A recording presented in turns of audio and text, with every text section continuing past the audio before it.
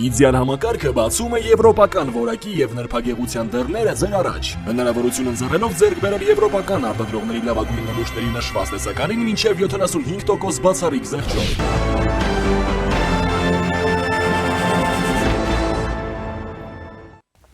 Միացյալ Նահանգների հետ բանակցությունները նախատեսված են անցկացնել Մասկատում ուրբաթ օրը ժամը 10-ին հայտարարել է Իրանի արտգործնախարար Աբբաս Արաղչին։ ԱՄՆ պետքարտուղար Մարկո Ռուբիոն էլ նշել է, որ Իրանի հետ բանակցությունների վայրը դեռևս քննարկվում է, նշելով, որ Իրանի կառավարությունը նախկինում համաձայնել էր ուրբաթ օրը Թուրքիայում հանդիպման ձևաչափին, սակայն կարծես փոխել է իր որոշումը։ Ռուբիոն հավելել է, որ հատուկ բանագնաց Սթիվ Ուիթքոֆը պատրաստ է մասնակցել ուրբաթ օրը կայանալիք հանդիպմանը, ինչպես նախատեսված է։ Պետքարտուղարն ասել է, սակայն, որ քննարկումները պետք է ընդգրկեն հրթիռային ու միջուկային ծրագրերը, մինչդեռ Իրանը պահանջում է, որ միայն միջուկային հարցերի շուրջ երկկողմանի բանակցություններ լինեն, չներառելով հրթիռային համակարգերի սահմանափակման թեման։ Ավելի վաղ Անկարան իր միջնորդություններ առաջարկել ԱՄՆ-ի եւ Իրանի միջև հարթակ տրամադրելով բանակցությունների համար։ Նախորդին սակայն հայտի դարձավ, որ Թեհրանն ամերիկյան կողմից խնդրել է բանակցությունները Թուրքիայից տեղափոխել Օման։ Վաղը կայանալիք հանդիպումը կլինի կողմերի միջև առաջինը անցած տարեվերջից Իրանում սկսված բողոքի ցույցերից եւ դրանք կոշտ բռնությամբ ճնշելու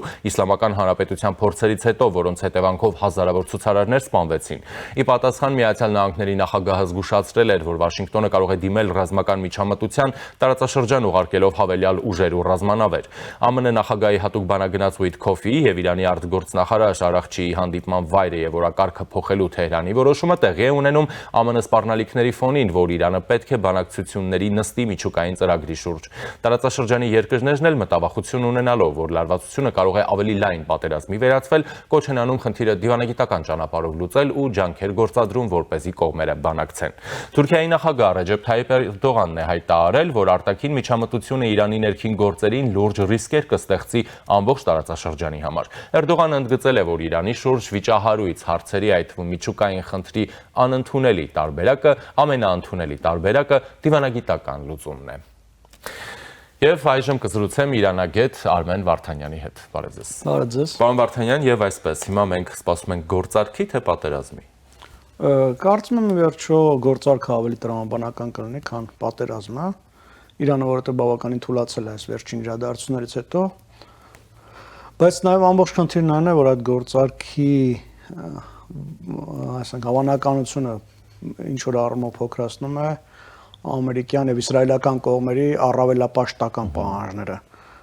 Միջուկային հարցի շուրջ կարծում եմ Իրանը ավելի ճկուն է եւ կարող է պայմանավորվածության գնալ, մանավանդ որ դրա նախադեպը կա, երբ որ 2015 թվականին ստորագրվեց հայտնի միջուկային համաձայնագիրը, Իրանը համաձայնեց իր հարստացված ուրանի պաշարները այն տոկոսը չափով,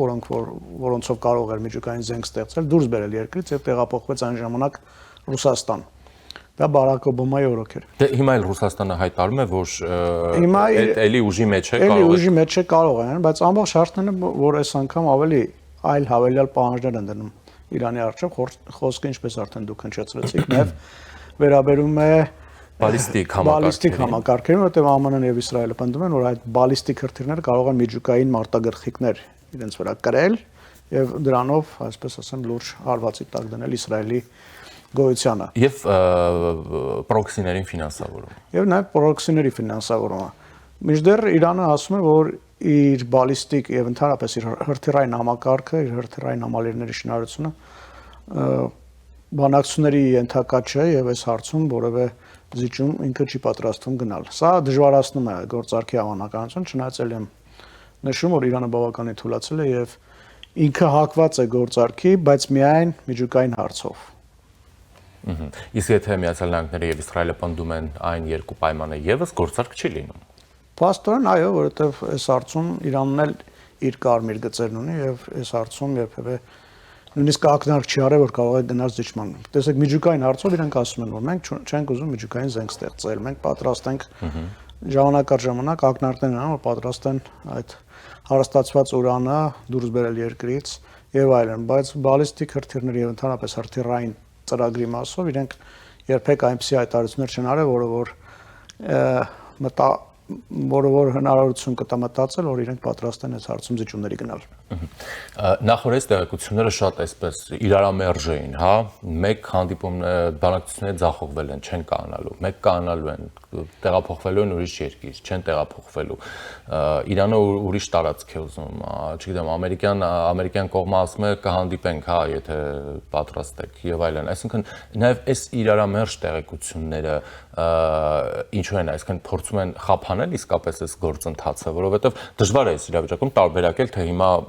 որ տեղեկությունը որտեղից եկող, ինչ շահեր է սպասարկում եւ ինչ նպատակի է էլի միտված։ Այնուամենայնիվ Իրանի արտգործնախարարը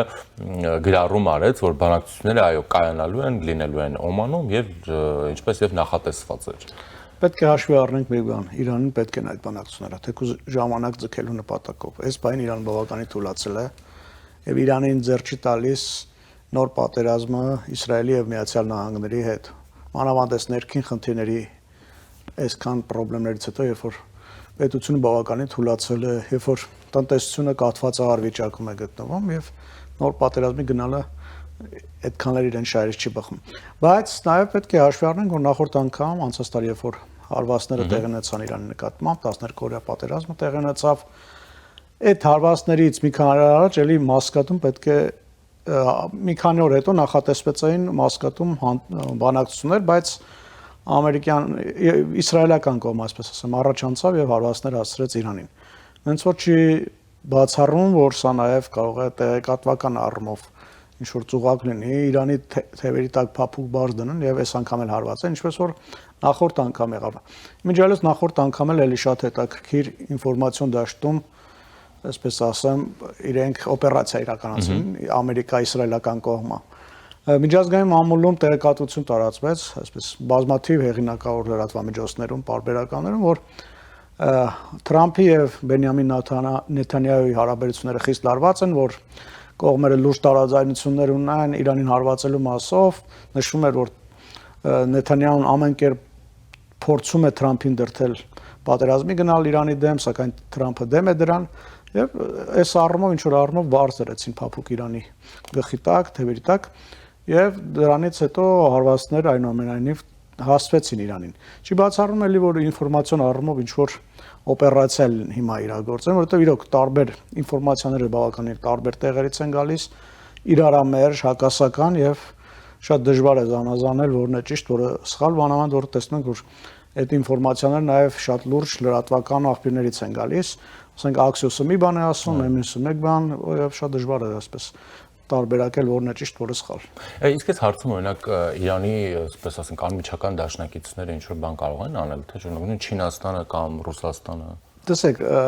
այդ երկու երկրներն էլ անմիջականորեն ուղղակիորեն պատերազմի մեջ չեն մտնի Իրանի կողմից ընդդեմ ԱՄՆ-ի, բայց Չինաստանը այս ընթացքում բավականին ակտիվորեն զինել է Իրանին, չինական ըստ տարբեր տեղեկությունների եւ շատ հավաստի տեղեկությունների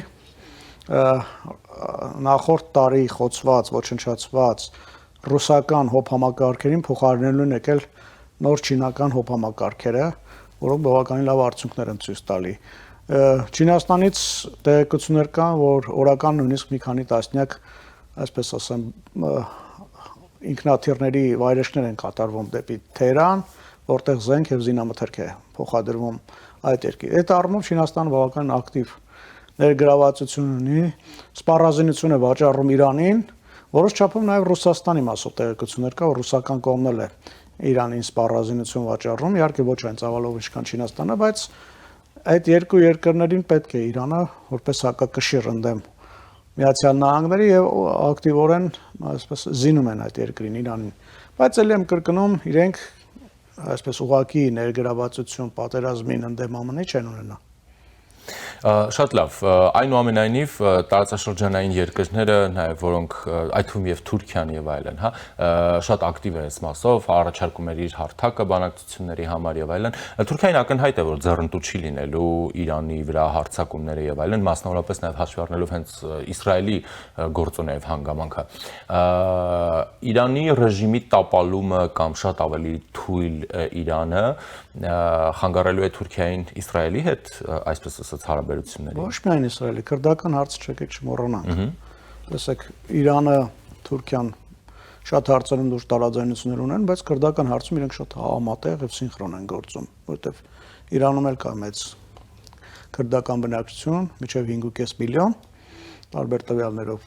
եւ այնտեղ էլ կան անջատողական տրամադրություններ։ Դրա համար այս առումով Սիրիան, Թուրքիան, Իրանը, Իրաքը բնական դաշնակիցներն են, բոլորն էլ չեն ուզում քրդական գործոնը ակտիվանա, քրդական անկախ պետություն ստեղծվի, որովհետև դա դոմինոյի էֆեկտ է ունենալու եւ մի երկրից այդ անկախության գործընթացը տեղափոխվելու է մյուս երկիր։ Իսկ քրդերին, այսպես ասեմ, օգնելու մասով իհարկե այստեղ շատ լուրջ աշխատանք է կատարում Իսրայելը, իսրայելական հատուկ ծառայությունները վաղուց են աշխատում քրդական տարբեր ցեղերի հետ, տարբեր միավորների հետ, եւ այս մասով իմիջիալուց էլի շատ լուրջ տարաձայնություններ կան Թուրքիայի եւ Իսրայելի միջև։ Դրա համար ամբողջական Իսրայելը, ամբողջական Իրանը ոչ մասնատված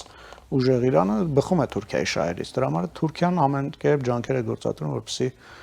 Իրանը գոնե չմասնատվի, որովհետեւ դա իր համար խնդիրներ է առաջացնելու։ Շնորհակալություն։ Ես եմ շնորհակալ։ Զրուցակիցս Սիրանագետ Արմեն Վարդանյանն էր, այժմի համար այսքանն էինք նախատեսել եւ մինչ եզրափակեմ նշեմ, որ Բաքվի դատարանում մեկնարկել են Արայիկ Հարությունյանի, Արկադի Ղուկասյանի, Բակո Սահակյանի, Դավիթ Իշխանյանի, Դավիթ Բաբայանի, Լևոն Մնացականյանի եւ մնացածի վերաբերյալ շինժու դատական գործերով դատավճիռների հրապարակումները,